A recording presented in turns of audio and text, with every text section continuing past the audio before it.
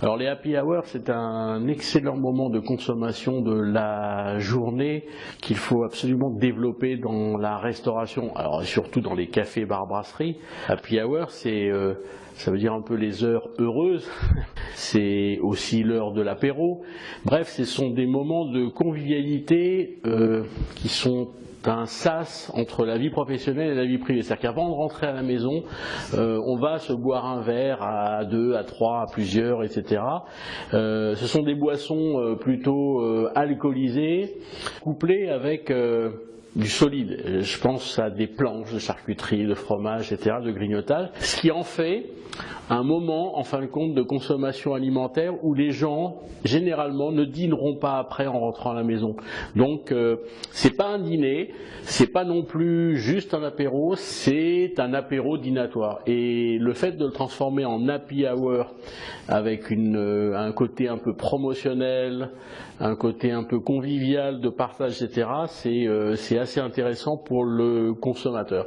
Et ça se communique, bien évidemment. Il faut que les établissements qui font des happy hours communiquent aussi bien le moment de l'happy hour qu'un moment ou une offre particulière pour le petit déjeuner ou salon de thé, pause gourmande ou déjeuner. Bref, on sent bien qu'il faut aujourd'hui segmenter son offre en moments de consommation et les vendre par moment de consommation.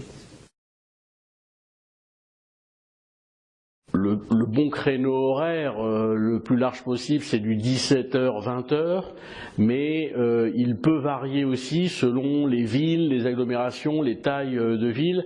À Paris, il faut faire attention de ne pas aller trop tard pour ne pas empiéter sur le début du service dîner. Ça peut jouer, ouais, généralement on dit de 5 à 7, c'est du 17-19, mais on peut pousser à 20h sur certaines villes, sur certains établissements. Et puis alors là où on peut effectivement bien séparer l'endroit de l'happy hour de l'endroit de la restauration, alors là on peut pousser un peu plus tard avec des apéros dînatoires, donc c'est des gros happy hour. Alors le gros avantage pour ceux qui ont la chance d'avoir une terrasse au beau jour, c'est que là ça devient vraiment des apéros dînatoires, ça devient quelque chose de très convivial, de partage, etc. Et c'est là où il faut introduire effectivement les planches à partager, charcuterie, fromage. Et là, ce type de happy hour fait faire beaucoup de chiffre d'affaires à très haute rentabilité parce que les gens sont prêts à payer des sommes relativement importantes pour passer ce moment sympathique en terrasse.